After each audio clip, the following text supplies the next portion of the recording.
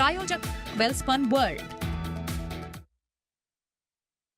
बाजार में इस वक्त थोड़ा सावधानी और कमजोरी का माहौल है, लेकिन दिवाली का त्यौहार है आपके सामने और हर दिवाली पर लोगों की उम्मीद होती है कि निवेश के कुछ ऐसे बेहतरीन मौके देखे जाएं जिससे कि आने वाली अगली दिवाली और कई दिवाली आपके लिए समृद्धि बनाने वाली हो।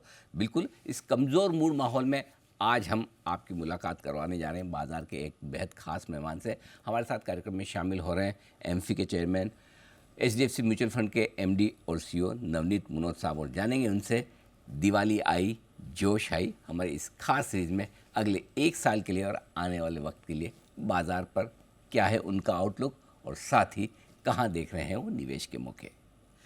आइए सबसे पहले शुरुआत करते हैं नवनीत जी के साथ। नवनीत जी, पहले तो आपको एचडीएफसी म्यूचुअल फंड की पूरी टीम और इनफैक्ट में तो आपको म्यूचुअल फंड इंडस्ट्री की पूरी टीम को भी, क्योंकि आप एमफी के चेयरमैन भी हैं और लगातार दूसरे टर्म बने हैं आप चेयरमैन, बहुत बहुत बधाई, शुभकामनाएं। उम्मीद करते हैं कि दिवाली जितने भी हिंदुस्तान के सारे म्यूचुअल फंड इन्वेस्टर्स हैं उनके लिए अच्छा समय फिर से लेकर आए।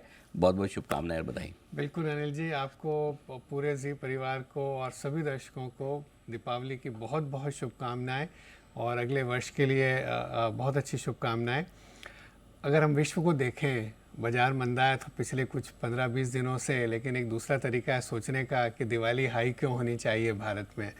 पूरे विश्व में देखें तो आप युद्ध के बादल मंडरा रहे हैं, कई जगहों पे राजनीतिक अस्थिरता है। आप चाहे जो पॉलिटिकल माहौल कई डेवलप कंट्रीज़ में देख लीजिए, डेवलपिंग कंट्रीज़ में देख लिए, कहीं सामाजिक अस्थिरता है, कहीं आर्थिक स्थिति डामाडोल है।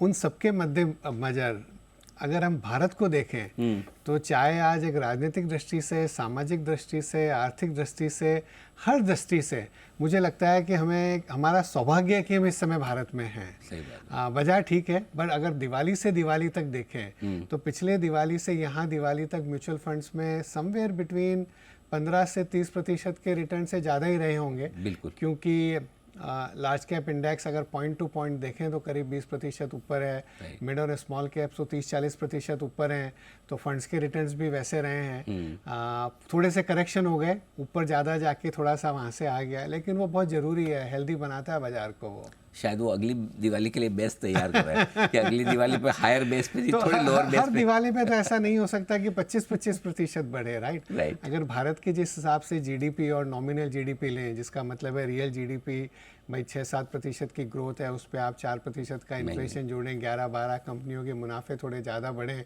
और हम अच्छे स्टॉक सेलेक्ट अगर करके उससे ज़्यादा दे पाएँ, अगर वो ज़्यादा रिटर्न एक साल आ गए तो कहीं तो कम होना है। आप पिछले 5 साल देखोगे अनिल जी, तो पिछले 5 साल में मेरे ख्याल में निफ्टी डबल हो गया करीब करीब। मिड कैप इंडेक्स 3 गुना से ज़्यादा हो गया, स्मॉल कैप इंडेक्स तो 4 गुना से ज़्यादा हो गया, 5 गुना हो गया करीब करीब। तो कहीं ना कहीं थोड़ा सा तो एक उसे कहें कि वो लॉ ऑफ एवरेज कहीं कार्य करेगा। बिल्कुल ठीक बात है। थोड़ा हल्का होना ज़रूरी भी है। कुछ कुछ जगह ऐसा लग भी रहा था कि थोड़ी एक्सेसेस हो गई है। सबसे पहले शुरुआत वहाँ से करते हैं जहाँ से बिकवाली का दबाव शुरू हुआ, एफआईज। पहली बार ऐसा देखा, नो डाउट मैं आपको और आपकी इंडस्ट्री को क्रेडिट देना चाहूँगा कि जिस तरह से डटकर एफआईज का मुकाबला किया है, और आप तो अब एमफी के दूसरे टर्म के लिए भी चेयरमैन बन चुके हैं, उसके लिए भी आपको बधाई। सो म्यूचुअल फंड सही है और अभी तक बढ़िया सपोर्ट भी दिया, नहीं तो शायद कोई और वक्त होता 90-95 हज़ार करोड़ की। अरे तो बाजार पता नहीं कितना गिर जाता उस समय तो। और पिछले 4-5 वर्षों में हमने देखा है कि जो रियल हीरो है बाजार में, जो रियल जिसको अगर क्रेडिट जानी चाहिए तो वो हमारे घरेलू निवेशक हैं, हमारे रिटेल निवेशक हैं, जिन्होंने जिस तरह से ये एसआईपी का मूवमेंट बनाया है। क्या 24,500 करोड़ हर महीने, जब अक्टूबर का फिगर आएगा तो मुझे कॉन्फिडेंस है कि धीरे धीरे बढ़ता ही रहेगा हर महीने। 24,500 करोड़ हर महीने को अगर हम 12 से गुना करें अनिल जी, तो करीब $35 बिलियन होता है। $35 बिलियन साल में। अब अपने को 25-30 साल हो गए बाजार देखते हुए, मुझे कोई एक साल याद नहीं आता जब फॉरेन पोर्टफोलियो इन्वेस्टर्स ने उतना पैसा लगाया हो। उतना तो अभी हमारे घरेलू निवेशकों का आ रहा है, और वो छोटा टिकट साइज़ है। 10 करोड़ एसआईपी के अकाउंट क्रॉस हो गए। हमारी इंडस्ट्री में एक गर्व का विषय है हमारे लिए। क्यों ये जोश हाई है? क्योंकि 5 करोड़ यूनिक इन्वेस्टर्स क्रॉस हो गए इस साल। एसआईपी के 10 करोड़ के अकाउंट क्रॉस हो गए, 24,500 करोड़ की एसआईपी हो गई, और धीरे धीरे ये बढ़ता रहेगा। तो जो एक वॉलेटिलिटी फॉरेन इन्वेस्टर्स की वजह से आती थी वो थोड़ी कम हो जाएगी। पर मैं हमेशा कहता रहा, लोग बोलते थे कि तो फॉरेन इन्वेस्टर्स की ज़रूरत ही नहीं है क्या? भाई ज़रूरत तो है, बिल्कुल है। उनके पास 25% था बाजार का, अब करीब नीचे में 16-17% हो गया उनके पास बाजार का, बट फिर भी एक बड़ा अमाउंट है उनके पास। और इंक्रीमेंटल भारत की निवेश की ज़रूरतें तो इतनी हैं कि घरेलू भी चाहिए और बाहर का पैसा भी चाहिए। तो हमारे प्लेन दोनों इंजन पे उड़े तो ज़्यादा बिल्कुल, बढ़िया है, बिल्कुल, बिल्कुल। ज़्यादा अच्छे से हम डेफिनेटली तो उम्मीद करते हैं कि एफआईज भी वापस जल्दी से लौटेंगे। मुझे ऐसा लगता है कि ऐसा नहीं है कि उनका भारत पर एक व्यू बड़ा खराब हो गया होगा सर। निराशात्मक हो गया या नेगेटिव हो गया। हम तो बहुत लोगों से मिलते हैं, बड़े से बड़े निवेशकों को मिलते हैं भारत के बाहर। उनका कहीं ना कहीं लग रहा था कि आपके वैल्यूएशंस महंगे रिलेटिव हो गए। बेसिस पर महंगे हैं। अच्छा है, राजनीतिक स्थिरता है, इकोनॉमिक रिफॉर्म्स हुए हैं, इकोनॉमी बहुत अच्छा कर रही है, सब कुछ अच्छा है, लेकिन आपका जो प्राइस है और उसके सामने के फंडामेंटल्स में गैप बड़ा हो गया है। वो गैप जब भी कम होगा, और जब कम हो रहा है थोड़ा, तो ये प्राइस करेक्शन अच्छा सा हो गया है, और थोड़ा टाइम करेक्शन और हो जाए, अगर कुछ महीने बाजार अगर स्थिर हो गया, ज़्यादा नहीं बढ़ा, तो कहीं ना कहीं बहुत सारे ऐसे निवेशक हैं विश्व के जिन्होंने उतना पैसा नहीं लगाया भारत में जितना वो लगाना चाहेंगे। हाँ, शायद अगर यहाँ से बजट तक बाजार बहुत ना भागे तो फिर हम अपने आप वित्त वर्ष 2026 की बिल्कुल बिल्कुल अर्निंग की अगले बात साल की करेंगे अर्निंग्स की बात करेंगे, और तब ठीक लगने लगेगा, तब ठीक लगने लग जाएगा। कि अब रीजनेबल हो गया, अब खरीदिए, बढ़िया। अच्छा, रीजनेबल वैल्यूएशन में भी दोनों तरह की चीज़ें हैं। हाँ। कुछ लोगों को लगता है कि नहीं, लार्ज कैप वगैरह तो ठीक है, मिड कैप स्मॉल कैप शेयरों में थोड़ा ज़्यादा महंगा वाला मामला है। क्या आपको लगता है कि अब जिस तरह की गिरावट आ रही है, नो डाउट हमारे रिटेल इन्वेस्टर्स के पास ज़्यादा छोटे शेयर वही होते हैं, मिड कैप स्मॉल कैप होते हैं, और वहाँ मार भी काफ़ी पड़ी है, कई सारे स्टॉक्स हैं जो 50% टूट चुके हैं ज़्यादा।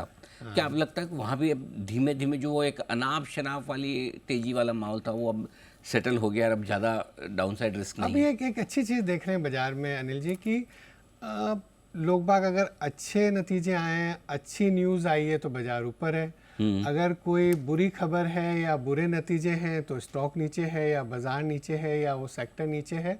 तो एक लोग दोनों में एक डिफ्रेंशिएट करने लग गए हैं। एक समय ऐसा हो गया था कि आपके रिजल्ट अच्छे हैं या खराब है, बाजार की न्यूज़ अच्छी है या खराब है, कुछ भी हो रहा है विश्व में, कुछ भी हो रहा है भारत में, बाजार को तो ऊपर ही जाना है, स्टॉक को तो ऊपर ही जाना है। वो अब कम हो गया। आईपीओज में भी ऐसा ही हो रहा था, कोई भी आईपीओ हो तो बहुत अच्छे से भर जाएगा। अभी आप देखिए लोग डिफ्रेंशिएट करने लग गए। कई जने मुझसे पूछते हैं कि अब क्या प्राइमरी मार्केट तो बिल्कुल ही बैठ जाएगा क्योंकि सेकेंडरी मार्केट में मंदी आ गई। मैंने कहा ऐसा नहीं होगा। जो अच्छी कंपनियां हैं, अच्छे इशूज़ हैं, अच्छे राइट वैल्यूएशंस पे आ रही है, कुछ पैसा टेबल पर छोड़ रही है निवेशकों के लिए, उनके इश्यूज अच्छे करेंगे, और जो ऐसे नहीं है वो अच्छा नहीं करेंगे। तो एक डिस्क्रिमिनेशन आ जाएगा, वो एक हेल्दी है बाजार के लिए, वो एक सैनिटी है। मतलब कहीं भी आप कुछ भी खरीदे पैसा नहीं बनेगा, अगर सोच समझ कर सही स्टॉक्स में बिल्कुल, लगाएंगे बिल्कुल, तभी पैसा बिल्कुल, बनेगा। बिल्कुल। कमाई की बात हुई, शायद ये पहला करेक्शन है कोविड के बाद का जो हमारी कंपनियों की कमाई कम होने के डर से हुआ है। हाँ। अब तक नहीं तो डर ही नहीं था कि ठीक है रशिया यूक्रेन लड़ रहे होंगे ना, थोड़े दिन में ठंडे हो जाएंगे, कोई कहीं कुछ और हो रहा है या अमेरिका में कुछ हो रहा है।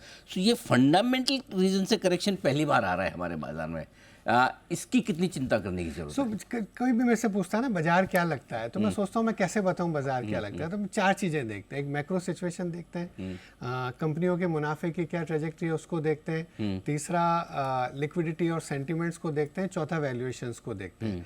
तो ओवरऑल मैक्रो सिचुएशन भारत की हर दृष्टि से अच्छी है। थोड़ा बहुत अभी जैसे स्लो डाउन देखने को मिल रहा है, चाहे कार सेल्स में देखो, अर्बन कंजम्पशन थोड़ा सा कम हो रहा है, तो रूरल कंजम्पशन में वापस कुछ आशा की किरण जगी है ये क्वार्टर से, बट वो धीरे धीरे टाइम लगेगा। लेकिन अर्बन में थोड़ा सा स्लो डाउन दिख रहा है। बट ओवरऑल अगर एक्सटर्नल सिचुएशन देखें, फॉरेक्स रिजर्व्स देखें, ग्रोथ इन्फ्लेशन का डायनामिक्स देखें, सब कुछ देखें तो भारत की स्थिति बहुत अच्छी है आर्थिक तरीके से मैक्रो से।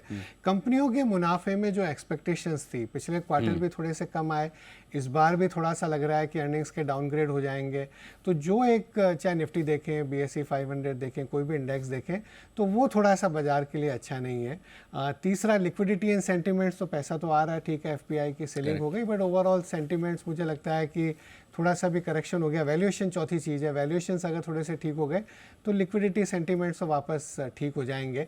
मेन चीज़ है कि अर्निंग्स की वापस ट्रेजेक्टरी अगले साल की अच्छी होनी चाहिए। इस बार हमने काफ़ी सेक्टर्स में देखा है कि कंपनियों के मुनाफे ऐसे नहीं आए या रेवेन्यू ग्रोथ वैसी नहीं आई जैसी एक्सपेक्टेशन थी, जैसी उम्मीदें थी, उससे कहीं ना कहीं हम थोड़ा नीचे आ गए। ठीक बात है। तो थोड़ी कंपनियों की कमाई इस बार ठंडी होती हुई दिखी, लेकिन इसी के साथ वैल्यूएशन भी थोड़े ठीक हो रहे हैं क्योंकि मार्केट में करेक्शन आया। अब बड़ा सवाल ये कि जब भी तेज़ी होगी भारत में, जब भी करेक्शन पूरा होगा, वापस चढ़ेंगे, तो बढ़ेंगे क्यों? बढ़ने के रीज़न क्या होंगे? किस वजह से बाजार चलेगा? यही बढ़ने का रीज़न है कि अगर आर्थिक स्थिति अगर हम देखें भारत की, कि जिस तरह से ग्रोथ अगले 10, 15, 20, 25 साल में जिस तरह से भारत की ग्रोथ रहेगी, सारे स्ट्रक्चरल फैक्टर्स में ऐसा कुछ भी चेंज नहीं हुआ अनिल जी। कोई 1-2 क्वार्टर्स के नतीजे खराब आने से ऐसा नहीं है कि भारत की स्टोरी जो हम साल भर पहले बोल रहे थे वो बिगड़ गई है। सब लोग एक ही बात कर रहे थे कि वो जो एक्सपेक्टेशन है और उसके सामने हम जो हिसाब से प्राइस दे रहे हैं उसमें गैप बढ़ता जा रहा है, और कुछ कुछ क्षेत्र ऐसे थे जहां पर वो गैप बहुत बड़ा हो गया। कोई लग रहा है अभी अगले 10 वर्षों में क्षेत्र अच्छा करेगा, लेकिन 1-2 साल में ही पूरा हमने प्राइस में उसको कवर कर लिया। तो वहाँ पर जहाँ भी डिसअपॉइंटमेंट आ रहा है तो वो फॉल बहुत बड़ा हो रहा है। वो जैसे ही या तो प्राइस करेक्ट हो गया और दूसरी तरफ जब नतीजे थोड़े से ठीक होना चालू होंगे, हमने भारत में लंबे समय तक देखा है जो नॉमिनल जीडीपी की ग्रोथ आती है उससे थोड़ी सी बेटर या उसके बराबर कॉर्पोरेट के मुनाफे बढ़ जाते हैं। तो अभी जो एक थोड़ा सा एक डाउन टर्न हमने देखा है, मुझे नहीं लगता है कि बहुत लंबे समय तक रहेगा, और मुझे लगता है सारे पॉलिसी मेकर्स भी उसको देख रहे होंगे।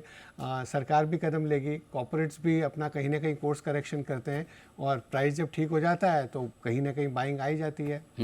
एक थोड़ा सा ग्लोबल मार्केट पे भी पर्सपेक्टिव लेना चाहता हूँ, क्योंकि थोड़ा अमेरिका में इलेक्शन का समय है, दुनिया भर में अशांति बहुत है। भले मार्केट असर पे कम असर पड़ रहा हो, लेकिन ठीक नहीं चल रहा है। तो कैसे देखें इसका? क्या अभी तक तो हम अपनी समस्याओं से जूझ रहे हैं, लेकिन वाकई में क्या ये थोड़ी चिंता की बात हो सकती है हमारे लिए आगे चलकर? पर मैंने इसीलिए शुरुआत में यही कहा, हमारी समस्याएं बहुत कम हैं। हमारे यहाँ फिर भी दिवाली है। आप सोचो विश्व के कितने देशों में क्या स्थिति बनी हुई है। अभी चाइना का बाजार पिछले 1-1.5 महीने में चला है। साल की शुरुआत में भी अपन 1 फरवरी को जहाँ एक इवेंट पे मिले थे तो किसी ने पूछा था इस साल का एक ग्रे स्वॉन क्या हो सकता है, अनएक्सपेक्टेड चीज़ इस साल क्या हो सकती है। तो मैंने कहा था कि शायद एक समय ऐसा आए जब चाइना बहुत जोर से बढ़े और वो इतनी शार्प रैली होगी कि किसी को मौका भी नहीं मिलेगा। हाँ, मौका भी नहीं मिलेगा। वो हमने देख लिया। पर अगर किसी को 10 साल के लिए पैसा लगाना है अनिल जी, विश्व का कोई भी निवेशक होगा तो वो पहले भारत को चुनेगा, चाहे चीन को नहीं चुनेगा। यहाँ की जो आर्थिक स्थिरता है, यहाँ की जो सामाजिक स्थिति है, यहाँ की जो कॉर्पोरेट्स का एक कैपिटल एफिशिएंसी, एक ऑपरेशनल एफिशिएंसी, एक मैनेजमेंट की क्वालिटी है, वो क्लास अपार्ट है।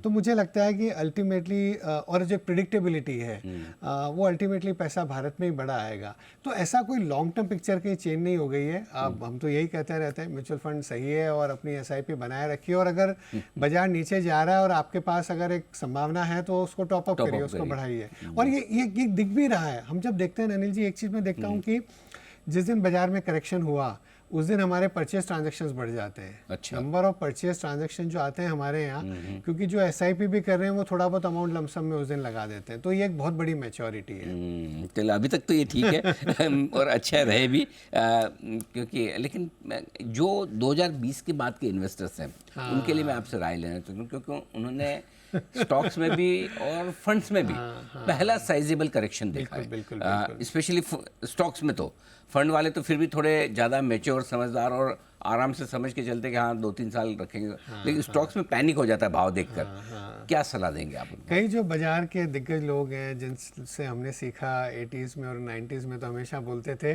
कि शुरू में जब बाजार में आते हो तो थोड़ी सी ट्यूशन फीस दे देनी चाहिए, बाद में नहीं तो ज़्यादा ख़राब है। तो शुरू में आपने थोड़ा बहुत करेक्शन देख लिया तो आप समझ गए बाज़ार को, आप इक्विटी मार्केट की नेचर को समझ गए कि इसमें हर दिन पैसा नहीं बनता है, हर महीने नहीं बनता है, हर क्वार्टर नहीं बनता है। ऐसे बनेगा तो मतलब पेड़ पूरा आसमान तक ही पहुंच जाएंगे। Trees don't grow to sky, ऐसा नहीं हो सकता है। बाजार में उतार चढ़ाव होंगे, ये नेचर ऑफ द बीस्ट यही है, ये इसी तरह से बाजार होता है। तो अब ये बाजार जो है ना अनिल जी, ये थोड़ा एक नेचुरल अपनी टेंडेंसी दिखा रहा है। वो थोड़ी सी अननेचुरल हो गई थी कि कुछ भी बाजार में तेजी, कोई भी भाव पर कोई भी स्टॉक अच्छा है, ऐसा कभी भी नहीं हो सकता है। वो तो माहौल अलग ही था। वो माहौल थोड़ा सा अलग हो गया था, बट वो नेचर मिलेगा। की तरह अनिल जी अपने आप करेक्ट होता है। तो अभी हमने करेक्शन देख लिया है। कुछ महीनों पहले तो यही हाल था कि सुबह 9:15 बजे लो, 3:30 बजे ऊपर मिलेगा, आज लोग कल ऊपर मिलेगा, इस हफ्ते लोग और जबकि सेबी की रिपोर्ट दिखा रहे हैं कि इंट्राडे ट्रेडिंग में लोग नुकसान कर रहे हैं। F&O में लोग नुकसान करें, अरे भाई SIP करो हर महीने। एब्सोल्युटली, बिल्कुल। और वहीं से पैसा बना भी है और वही बना और वहीं बनेगा। बिल्कुल। आज भी हमारे कई फंड्स ऐसे हैं उनकी NAV 2-2 हज़ार रुपये। अब हमने तो अभी तो हम ये 10% के करेक्शन की बात कर रहे हैं। अभी मैंने कहीं आपके यहाँ हेडलाइन देखा, निफ्टी वो शायद मिड कैप इंडेक्स को 10% गिर गया है। टॉप से, अभी हाँ। हम आप सोचो सन 2000 में 2001 से 3 का मंदी का बाजार, 2008 में कितना बड़ा करेक्शन हुआ, 16 में ये वो, उसके बाद भी 200 गुना NAVs हुई हैं 30 साल के अंदर। ये सब देखने के बाद हुई ये सब। बिल्कुल। कोविड का देख लिया आपने, बिल्कुल, जहाँ आधा बिल्कुल, रह गया बिल्कुल। मार्केट। हाँ। बिल्कुल ठीक बात है, बिल्कुल। आइए अब कुछ और एसेट्स पर बात करता हूँ।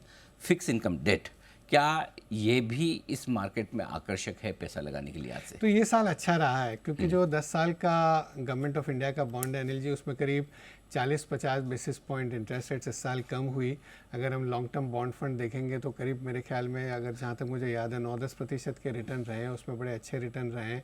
और अगले भी 1-2 साल में, 3 साल में लग रहा है कि यहाँ से ब्याज की दरें बढ़ेगी नहीं। RBI ने अपना स्टांस न्यूट्रल कर दिया, हालांकि गवर्नर ने कहा है कि वो कोई जल्दी में नहीं है ब्याज की दरें काटने में। विश्व का माहौल देखेंगे, कमोडिटी प्राइसेस देखेंगे, यहाँ पर इन्फ्लेशन की स्थिति देखेंगे, ग्रोथ की स्थिति देखेंगे, लेकिन यहाँ से ब्याज की दरें बढ़ नहीं सकती। अगला जो भी मूव आएगा वो कट का आना चाहिए।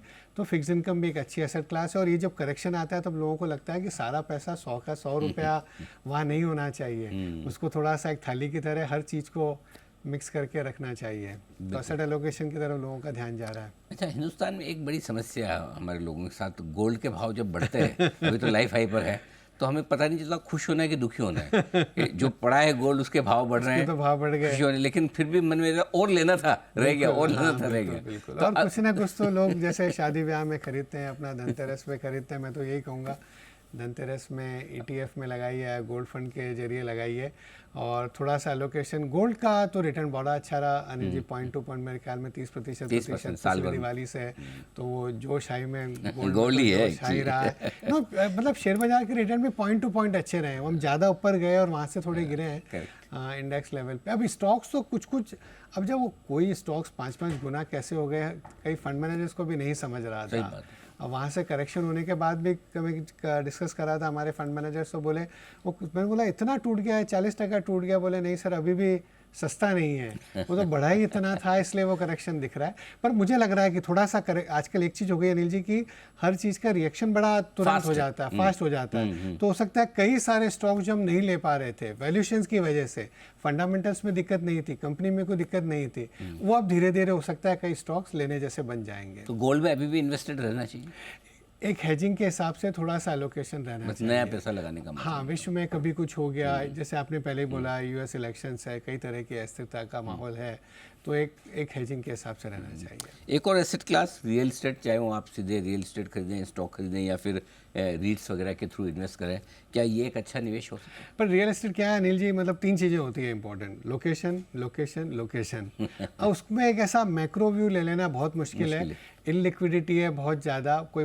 निवेश करना और पैसा निकाल लेना। हमारे यहाँ तो आप आज डालिए, आपको लग रहा है नहीं, बाजार अच्छा नहीं लग रहा है, T+1 पे रिडेम्पशन हो जाता है अगले दिन NAV पे, आज के शाम के भावों के हिसाब से। चाहे इक्विटी हो, फिक्स इनकम फंड हो, अगर आपने मल्टी एसेट टाइप फंड ले लिया जिसमें इक्विटी, फिक्स इनकम, गोल्ड सब मिल गया आपको, large cap, mid cap, small cap, तो वो एक लिक्विडिटी का बहुत बड़ा फायदा है फाइनेंशियल एसेट्स में। तो फिर जिसको एसेट एलोकेशन प्रॉपर, अब अपना रहने का घर लेना है, अपनी दुकान चलानी है, उसके लिए दुकान लेनी है, वेयर हाउस लेना है, वो एक अलग चीज़ है। तो फिर जिसको अलग अलग एसेट क्लास में पैसा डालना है, बेहतर ये कि मल्टी एसेट एलोकेशन फंड में पैसा डालें। बिल्कुल बिल्कुल। अच्छा, दूसरा एक और, कई बार रिटेल इन्वेस्टर्स को ये समझ में नहीं आता कि कब लार्ज कैप्स लेने हैं, कब मिड कैप, स्मॉल कैप लेने हैं, तो क्या उनके लिए भी बेहतर option? HDFC flexi cap fund ले लो, मल्टी कैप फंड ले लो, उसमें आपको वो ज़्यादा बढ़िया सारे मिल रहे हैं। बिल्कुल, ताकि आपको सब तरह के मिल जाते हैं। सो इन बिटवीन एक समय था जब हम कह रहे थे कि भाई लार्ज कैप में रिलेटिवली मार्जिन ऑफ सेफ्टी ज़्यादा है, मिड और स्मॉल कैप्स में वैल्यूएशंस बहुत बढ़ गए हैं, आपने बड़ा करेक्शन देखा है।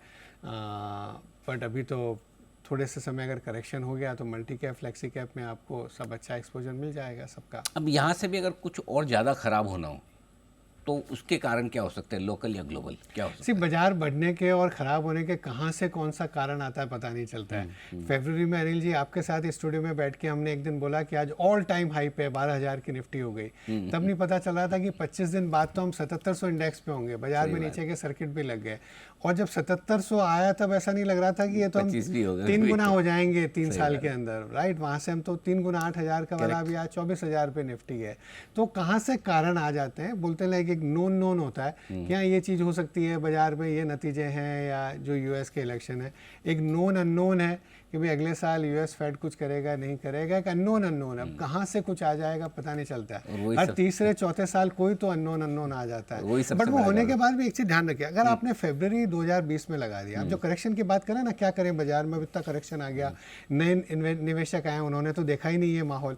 अभी सपोज आप फरवरी 2020 में बाजार में घुसे और 12,000 का निफ्टी था, आपने पीक पे पैसा लगा दिया, अगले महीने आपने देखा कि 25% 30% बाजार गिर गया, लेकिन आप बैठे रहे, आपने कुछ नहीं करा, तो आपका तो पैसा वहाँ से भी डबल हुआ है। एग्जैक्टली, वहाँ से भी डबल हुआ है। और उसमें भी अगर आपने एसआईपी करते रहे, अगर आप में वो नियमितता कहीं गई नहीं, तो बहुत अच्छा करा। मैदान छोड़ के ना भागे, बस यही है। बिल्कुल भी नहीं। अरे कहाँ जाएं गालिब दिल्ली की गलियां छोड़कर, ऐसा जो ना, भारत छोड़ के कहाँ जाएंगे आप। ये अर्थव्यवस्था की मजबूती, यहाँ की 1.4 बिलियन पीपल, अगर फॉरेनर्स ने थोड़े समय और बेचा, मतलब इसको आप एरोगेंस मत कहिए और ऐसा ओवर कॉन्फिडेंस भी मत कहिए, हम तो काफ़ी समय से आपको कह रहे हैं कि वैल्यूएशंस की तकलीफ है। बट मैं तो यही कहूँगा, बाद में महीने 2 महीने बाद अगर ज़्यादा बेच दिया तो don't fight against the might of a billion people. इस बार डिटर्मिन्ड है 150 करोड़ लोग अमृतकाल के लिए। सो इतना घबराने की जरूरत नहीं है। वैल्यूएशन ज़्यादा थे, थोड़ी सी आर्थिक स्थिति समझो या कंपनियों के मुनाफे समझो, वैसे नहीं आ रहे हैं जैसे 6 महीने साल भर पहले उम्मीद थी, पर हम थोड़े से पीछे आ गए, पर वो हो जाएगा कवर। इसी दिवाली स्नेह मिलन समारोह में आपको कोई 2-4 एफआईज मिल जाए तो ये वाला शेयर जरूर आप पढ़ देते हैं कि कहाँ जाएंगे दिल्ली की गलियाँ छोड़कर, यही आना है। बिल्कुल, और उम्मीद करें कि एफआईज भी बेचना बंद करेंगे, क्योंकि इस वक्त तो बाजारों में बड़ी समस्या दो ही दिखती है, या तो एफआईज की सेलिंग या कमज़ोर नतीजे। धीरे धीरे शायद उन दोनों से बाहर निकलेंगे, उम्मीद करते हैं। फिर इस लिहाज से कि अगली दिवाली इस दिवाली से बेहतर होंगे मार्केट। कई दिवालियाँ बहुत अच्छी होगी। क्या बात है, बहुत बढ़िया। नवनीत जी, बहुत बहुत धन्यवाद आपका, और आपको और एचडीएफसी परिवार को एक बार फिर से दिवाली की बहुत बहुत शुभकामनाएं, और पूरे म्यूचुअल फंड इंडस्ट्री को आपकी माध्यम से मैं शुभकामनाएं देता हूं। और जो बहुत बढ़िया काम म्यूचुअल फंड इंडस्ट्री हमारे निवेशकों के लिए कर रही है, वो इसी तरह से करती रहे, हिंदुस्तान की वेल्थ आप बनाते रहें। बिल्कुल, बहुत बहुत धन्यवाद। नवनीत मनोज साहब, एमफी चेयरमैन और साथ ही एचडीएफसी म्यूचुअल फंड के एमडी और सीईओ, बताते हुए दिवाली पर अपनी खास ये राय, बाजार की आगे की दिशा और दशा आपके लिए। इस खास शो में इतना ही, मुझे दीजिए इजाज़त, नमस्कार।